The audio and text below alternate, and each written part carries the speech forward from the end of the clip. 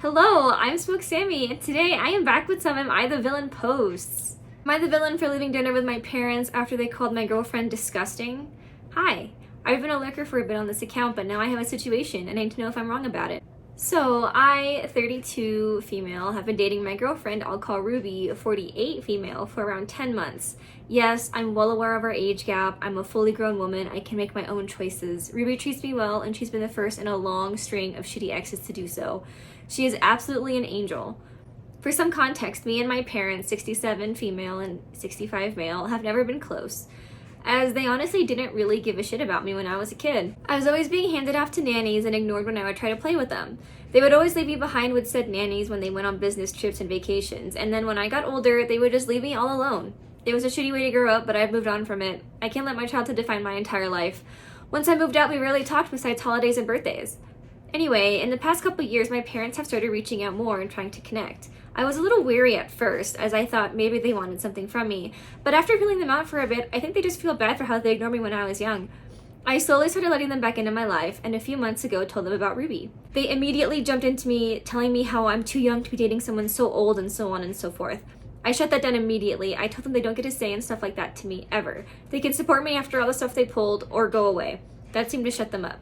Yeah, okay, age gaps are weird, but OP's 32, and they've been dating for almost a year. So clearly she's met Ruby in her 30s. I feel like when you're in your 30s, it's more acceptable to date an older age because you are like fully developed as a human being at that point. You've been an adult for a while. You're easily better to navigate toxic situations. So I don't have any issues with this age gap because they met so late in OP's life. I mean, I say that like 30 is old. 30 is not old, but 30 is seasoned, okay? Fast forward to last night, me, Ruby, and my parents all had dinner together. It was their first time meeting her. It was going smoothly up until Ruby pecked me on the lips before going to the bathroom. The second she was out of earshot, my mom blurted out something like, I can't exactly remember, "Ruby absolutely disgusts us. She's disgusting." I didn't say anything, but I was just so stunned as they both started trying to explain that they can't accept this relationship or some bullshit. I barely remember, all I could hear was static. I flagged down our waitress, told my parents that we're leaving, and paid the bills as we all sat in an awkward silence. I guess he didn't want to embarrass himself in front of the waitress? I don't even know. By then, Ruby was back, and she was totally confused. I explained everything in the cab home, and I honestly started tearing up a bit. I finally was starting to think I actually had parents, but then they go and they say shit like that. Ruby was pretty shocked and comforted me.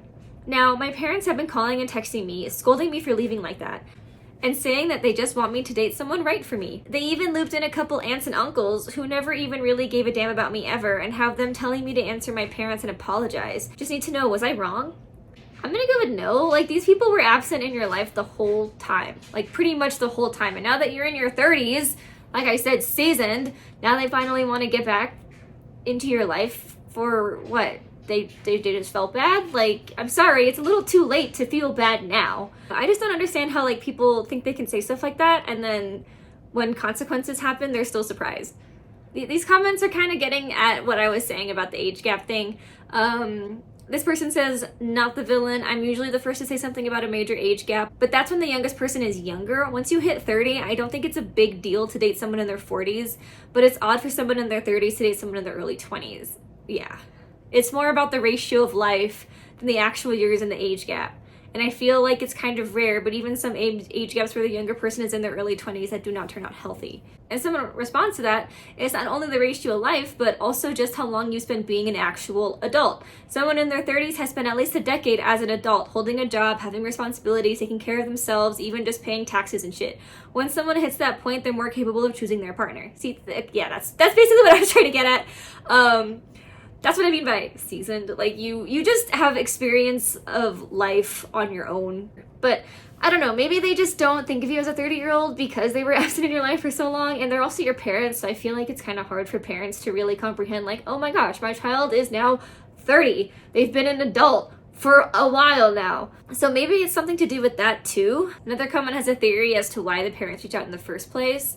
I have a theory about the situation. Your parents didn't want you back in their life because they felt bad. They are aging.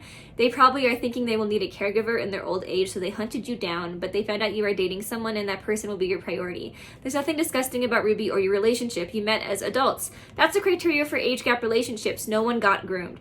You are simply two adults consenting to an adult relationship. I may be wrong with my theory, but something tells me there's way more to this reconciliation attempt than they wanted you to know. Not the villain. And someone brought up how they consistently had nannies raising the kid and how people who are tight for money aren't usually able to do that. But someone replied with, they had money, past tense, but they could have been living well above their needs. And that's valid. So we don't have any confirmation on that, but I think it's an interesting theory to bring up. Because, you know, like I said, like, after 30 years... Sure, they could feel bad. Sure, aging also makes you reflect on things like, oh, I never really had a relationship with this person and I don't want to regret it. But, I don't know. Way to shut that down fast. Am I the villain for telling my coworker her kids are none of my business? School holidays are coming up and I have a coworker panicking as she left it too late to book vacation slots. Huh, that sounds like not your problem. My company had a rule where no more than 3 workers can leave at the same time for vacation. I already filled in my vacation slot months ago as I haven't taken any in nearly a year. I'm single and unmarried and in my 30s. Company HR told my coworker that her only way to get her vacation is to get one of us who already had her vacation time approved to trade with her. And considering out of the 3 of us whose vacations were approved, I am the only female. Guess who my coworker approached for the trade? She tried explaining, gently at first, that her kids 6 and 4 of age apparently were looking forward to going to Disneyland and that everything is already booked and if I can give up my vacation spot to her. Well, it sounds like she forgot. Why would you book the vacation before getting the time off? That's not how that works. I told her no, as I too already had my vacation booked. It's a solo vacation, but I'm not going to tell her that. Even if it wasn't a solo vacation, it's already booked. You already did the appropriate steps to get your vacation time approved. It's not up to you to save her. She got real pushy and kept trying to insist I give her my vacation spot, saying that my kids would be so disappointed. I blew up at her after the 4th or 5th time. 4th or 5th? Jesus. Telling her that her kids being disappointed is none of my business. I didn't exactly keep my voice down, so at least half of the office heard, and my coworker turned red and left. Well, she shouldn't have been pushing you so hard in the middle of the office. Don't you have work to do, ma'am? One of my office coworkers, 25 male, who sat to my side, who had heard the entire conversation, later told me that while he gets where I'm coming from, I could be a lot gentler, and I didn't get how hard moms get it. Am I the villain? No. What do you mean be gentler? I bet OP was gentle enough the first 4 times she had to explain no to this lady. Yeah, no, not the villain. Hey, Zelda. Not the villain. It's definitely up to her to get her stuff sorted out in time, and she didn't. So, consequences. Am I the villain for not locking the door while showering while staying at my best friend's house? So, this happened recently, and now I'm questioning if I was in the wrong. I, 26, was staying at my best friend's house for a few days while I was in town. I've known her for years, and we were really close, so I felt completely comfortable staying there. One day, I was taking a shower in her bathroom and didn't think to lock the door afterwards. When I finished, I was drying off and getting ready when her boyfriend, 27, accidentally walked in. He immediately apologized and left as soon as he realized what happened. It was clearly an honest mistake and I thought nothing of it. Accidents happen, right?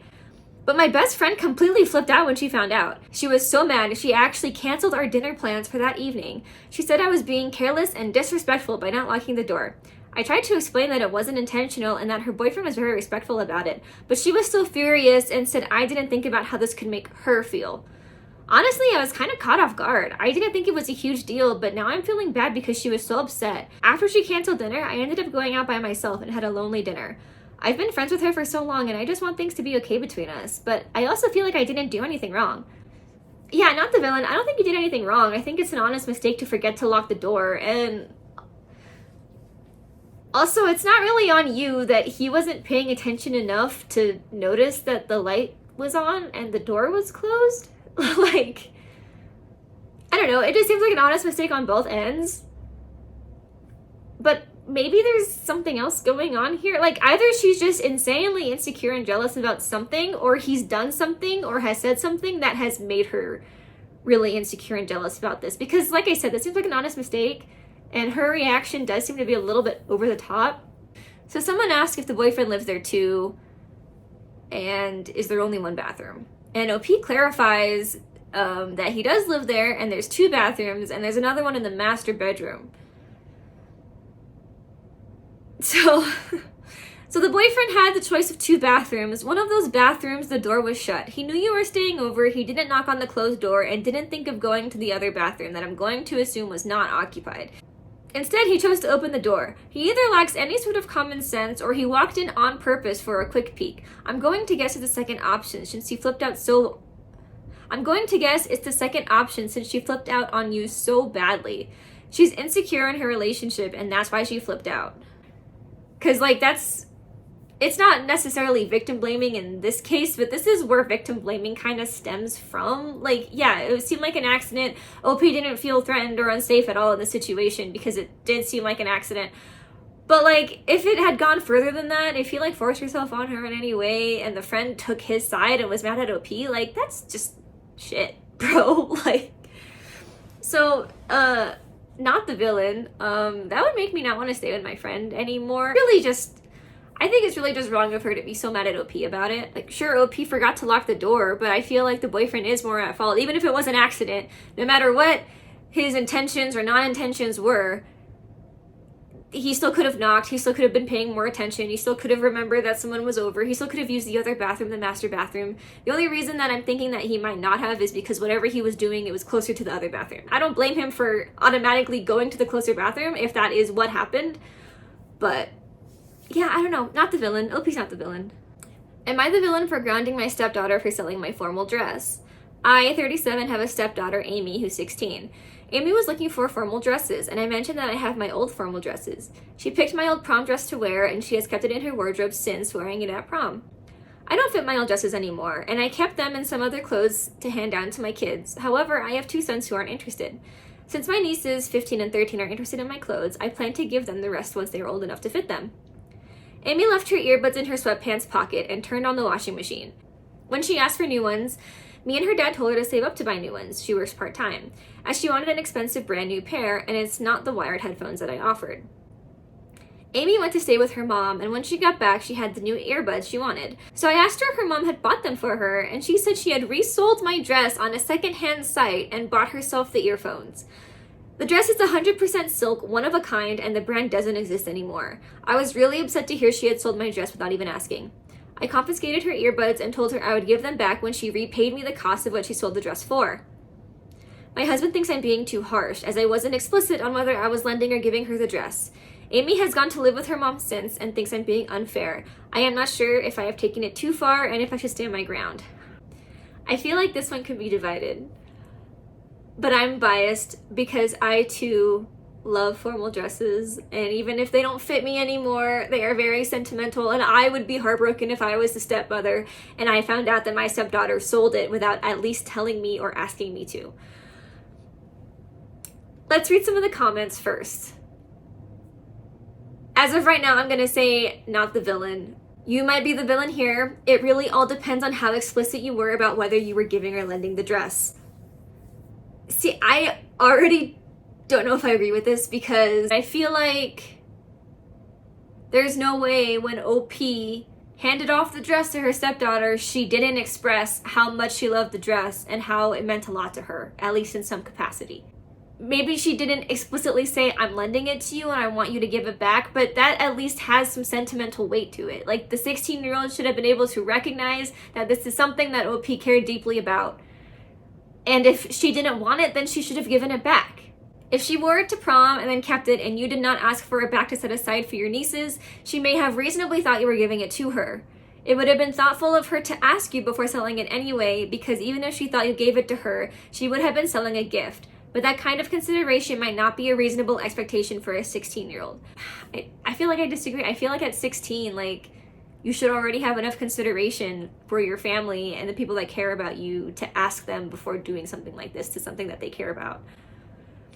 Put yourself in her shoes. Your mom gives you a secondhand dress that doesn't fit her anymore. You wear it to prom and hangs in your closet for a while. Then you sell it and buy something you really want. It's pretty self-centered and not very considerate or thoughtful, but that's the definition of a teenager.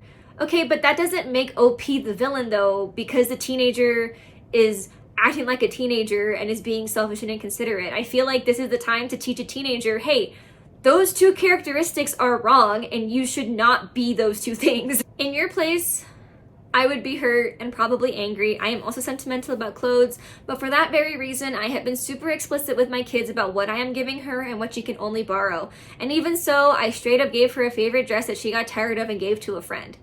Broke my heart, but I was the one who chose to give it to her. No, okay, don't blame yourself because your kid did that. Your kid shouldn't have done that. I think because you were not explicit with her, you need to take some of the responsibility for what happened. I would be honest about how you feel and let her know she hurt you because this is an important lesson for her. I would ask for her side of the story. If it was an honest misunderstanding, then that's a lesson for you, and I would give back her earbuds. I agree that this is an important lesson for the 16-year-old. She should have been more considerate and thoughtful of the situation before she just sold it for her own selfish reason. And I feel like giving her back her earbuds right now isn't going to teach her that lesson. I think she needs to have a consequence for being selfish and careless about this. Another comment. Not the villain, and you were underreacting. She's lucky you haven't pressed charges already, as the dress is probably worth quite a lot just on materials alone. I'd be letting your husband know charges will be filed if the money dress is not returned within 1 week. I probably wouldn't go that far. She stole from you, moving to her mom's where she probably was given new earbuds anyway isn't a punishment, and she learns nothing besides that you and dad are pushovers. She knew she wasn't supposed to sell the dress, that's why she kept it a secret until she was confronted. Oh, I did not think about that. That's a really good point, but did she intentionally keep it a secret, or did she just not really think that far ahead? I don't know, it could go either way. You'll never be able to trust her again, and you may never get your dress back, but her immediately returning the money, sincerely apologizing, and getting in touch with whoever she sold it to trying to get it back would have gone a long way with making this not as awful as it was. I agree with that too. She has done absolutely nothing to get this dress back. She does not care that she sold this dress to get those earpods. And I feel like that, as much as I don't really want to say a 16-year-old is the villain, I feel like that does make her the villain. She was inconsiderate, she wasn't thoughtful, and she doesn't care about what she did. She's not doing anything to make any sort of amends over this. I wouldn't necessarily call her a thief, because, you know, if OP didn't explicitly say, oh, I do want this dress back, like, yeah, she could have still thought it was hers, but I do think that the inconsideration and the lack of thought and everything that I've said before is enough of a reason for OP to not be the villain. Am I the villain for expecting tequila in the margaritas? My 37 wife, 33, got invited to a party at her coworker's house. I reluctantly went because the only person I would know is my wife. This is a relatively new job for her and wanted to be able to meet and mingle with her coworkers outside of work. Her understanding of it all was we didn't need to bring anything but ourselves. We show up and it seems like a lively party. A pool with a bar area, music. They had a margarita machine and a ton of food. My wife got to talking, so I excused myself to go grab a drink. The margarita machine was calling my name, so I filled my cup and grabbed my wife a margarita. I went back to my wife, I started drinking and realized there wasn't any tequila in it. That's when I noticed no alcohol being around. The host was tending to the machine and I asked if there was any tequila. She looks at me confused and then says there is no tequila. I said, oh, I thought this was a party. Oh. She takes offense to that. Yeah. And says, it is, just a dry one. I awkwardly left it at that. I poured out my drink and grabbed some water. Host asked if there was something wrong with it. You poured it out in front of her? You could have done it incognito. Host asked if there was something wrong with it. I said I wasn't interested in drinking straight sugar. I went back to my wife, kept to myself, and ate some food for the few hours we were there. It made it back to my wife that I was a villain to the host. Caused a minor argument between us. Was I though? Yeah? But it's a party and you complain about the things that they provided for you? And this is her new work. You way to embarrass your wife, buddy. At least pretend like you care about this. Like, do you not care about your wife to at least pretend at a work party so that she makes a good impression? You're being a villain. All right, well, that's all I got for today. Let me know if you disagreed with me on any of these or agreed. You can let me know if you agree too. Thank you for watching. I hope to see you next time. If you like this content or you like me, go ahead and subscribe, and I will see you next time. Okay, bye.